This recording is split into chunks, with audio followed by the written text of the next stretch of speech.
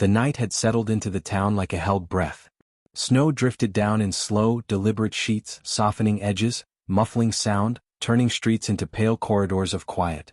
The temperature had dropped to -5 degrees Celsius, the kind of cold that did not shock the skin but crept inward, settling into joints and memory. Riverside Park lay empty, its lamps glowing faintly through the snowfall, their light barely reaching the frozen ground beneath the bare trees. Sawyer Kellen ran through it anyway. At 40, the former Navy SEAL moved with the discipline of habit, boots striking the packed snow in an even rhythm. He wore no headphones, no distractions, just the sound of his breath and the crunch beneath his feet. Running was not training anymore. Training had purpose. This was something else. A way to outrun thoughts that grew louder when the world went quiet. A way to exhaust the body until the mind loosened its grip. 2 winters earlier, his wife had died on a highway not far from this park. A sudden accident. No warning. No goodbye. Since then, winter nights had become something to endure rather than avoid. He was nearing the far end of the path when something broke the rhythm. It wasn't the wind or the ice shifting along the river. It was softer. Uneven. A thin, struggling sound that didn't belong to the night. Sawyer slowed, instincts flaring before logic could catch up. He stopped completely, head turning, breath held. The sound came again. A weak rasp. Then silence. Sawyer stepped off the path, boots sinking into fresh snow as he followed it toward a bench half buried beneath white. He crouched, scanning the shadows beneath it, and saw a shape so small it almost disappeared against the ground. A puppy. A German shepherd, no more than 2 months old, pressed against the frozen earth. Its black and tan fur was soaked and clumped with snow, ribs faintly visible as its chest struggled to rise. One ear lay folded uselessly against its head. The other twitched, failing to lift. Its breath came in short, painful bursts, each one sounding like effort rather than instinct. The puppy tried to stand when Sawyer moved closer. Its front paws slid. Its legs trembled. After one step, it collapsed again without a sound, amber eyes lifting to meet his. There was no fear in them. Only urgency. Something tightened sharply in Sawyer's chest. He had seen that look before on battlefields far from home. Men who knew time was running out. He knelt fully now, ignoring the cold seeping through his trousers, and held his hands open. "Hey," he murmured, voice rough. "Easy." The puppy dragged itself forward an inch, then stilled, watching him as if the choice had already been made. Sawyer exhaled slowly, knowing the run was over. Sawyer shrugged out of his outer layer and wrapped the puppy against his chest, shielding it from the wind as he turned back toward the path. The small body trembled violently at first, heartbeat frantic beneath his palm, then slowly eased as warmth replaced panic. Snow continued to fall, indifferent, as Sawyer moved faster now, breath burning in his lungs. His house sat on the edge of town, quiet and dark. Inside, the air was cold but still. He laid the puppy on a towel near the heater and worked with calm efficiency, drying matted fur, rubbing gently to restore circulation. Each breath the puppy took wheezed softly, a sound that tightened Sawyer's jaw. The house was sparse. No photographs. No clutter. After his wife's death, he had packed memories away until the walls felt more like shelter than home. Tonight the silence shifted. It held weight. The puppy tried to stand, failed, and let out a small frustrated huff. Sawyer crouched beside it, fingers resting lightly against its ribs. Too thin. Too cold. Too young to have survived this long without help. Morning came gray and slow. Sawyer wrapped the puppy in his jacket and drove to the only veterinary clinic in town. Dr. Maren Sloan met him without questions, eyes sharp and practiced as she examined the small body. "Respiratory infection," she said quietly. "Not from one night. This has been building." She turned the puppy's neck gently, revealing a faint indentation beneath the fur. "Restrained. Left outside repeatedly." Sawyer's expression hardened. The microchip scanner beeped. Maren frowned at the screen. "He's registered. Name's Orbit. Owner listed as Annetta Waverly."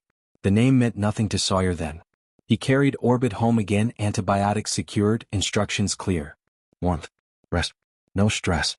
Orbit slept near the fire, body angled toward Sawyer even in unconsciousness, as if proximity mattered more than heat. That afternoon, Sawyer drove to the Waverly address. The house was neat, respectable, too quiet. An elderly woman answered the door, eyes lighting instantly at the sight of Orbit. "My boy," she whispered, hands trembling as she reached for him. Behind her stood her son, Derek, and his wife, Sable. Both polite. Both composed.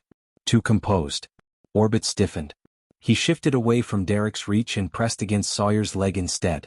Not barking. Not growling. Just choosing. Sawyer noticed everything. The way conversations were redirected. The way the elderly woman hesitated before speaking. The pill bottles lined neatly on a side table. When Sawyer left, Orbit watched the house through the truck window, ears flat, body tense. That night, Sawyer understood something unsettled and dangerous had attached itself to a story that began with Snow. He did not ignore it. Sawyer told himself the decision was temporary. Orbit stayed with him overnight under the veterinarian's instructions, but unease followed Sawyer like a second shadow. The puppy paced near the door, ears twitching at sounds Sawyer couldn't hear, body tightening whenever the wind pressed against the windows. This was not fear left over from the cold. It was recognition. Over the next 2 days, Sawyer returned Orbit to the Waverly house for short visits. Each time the pattern sharpened. Orbit relaxed only near Annetta. He pressed against her knees, followed her movements, and watched her face with focused attention. But when Derek spoke for her, Orbit shifted. When Sable intervened, smiling gently, Orbit stepped between them, small body trembling, blocking paths, whining softly whenever pill cups appeared or conversations were redirected. Marin documented everything. Dates. Behaviors. Stress responses. She did not accuse. She recorded. On the third night, Snow returned heavier than before. Orbit refused to settle, circling, pawing at Sawyer's coat, whining sharply. Sawyer's phone rang just after 8. "It's Mom," Derek said calmly. She stepped out for air. She does that sometimes. Probably headed toward the park. The line went dead. Orbit lunged, teeth catching Sawyer's pant leg, pulling hard. Sawyer ran. The park was barely visible beneath the storm. Snow erased paths.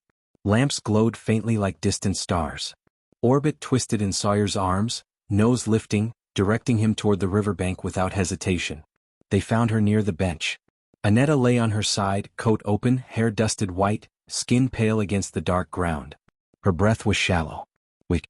Sawyer dropped beside her, wrapping his jacket around her shoulders, shielding her with his body.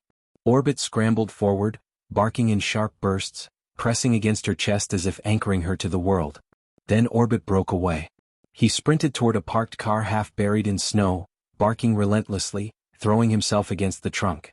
Sawyer hesitated only once before forcing it open. Inside were pill bottles. Documents. A folder with Annetta's name. Prepared. Final.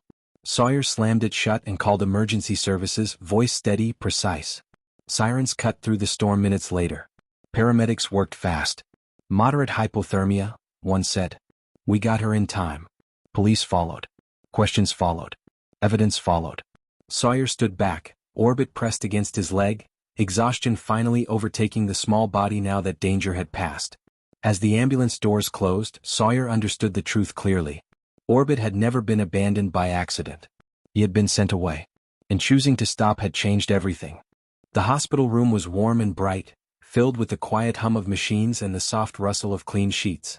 Annetta Waverly lay propped against pillows, color slowly returning to her face, eyes clearer than Sawyer had ever seen them.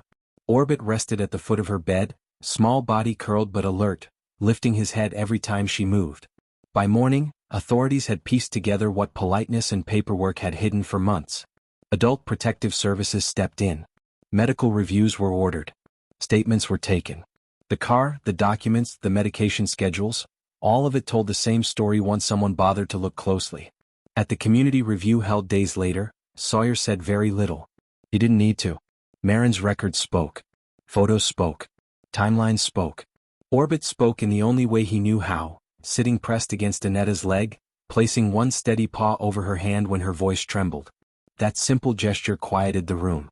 Temporary guardianship was reassigned. Annetta chose where she would live, who would manage her care, and who would no longer speak for her. Orbit was placed with Sawyer under provisional adoption, his welfare deemed inseparable from the events that had brought everything into the open. Winter remained stubborn, but the town changed in small, visible ways. A heated shelter appeared near the park path. Blankets were stocked weekly. People slowed when they passed benches instead of assuming someone else would notice first. Sawyer still ran at night. The cold still bit. The memories still surfaced. But now Orbit ran beside him, ears lifting higher each week, breath steady, paws striking snow with growing confidence. The silence no longer felt empty. It felt shared. At home, Sawyer hung Orbit's old, broken collar near the door, the tear left visible. Not as a reminder of cruelty, but of interruption. Proof that stopping mattered. One evening, under a sky sharp with stars, Sawyer paused at the edge of the park. Orbit leaned gently against his leg, warm and solid. The ache in Sawyer's chest rose, then softened, settling into something quieter. Grief didn't vanish. It changed shape. Sawyer knelt, resting his forehead briefly against Orbit's. "Ready?" he whispered. They walked home together. Some lives arrive needing rescue. Others arrive to make sure someone else doesn't walk past what matters. On a night cold enough to take everything, one small life refused to disappear, and one man chose to stop running.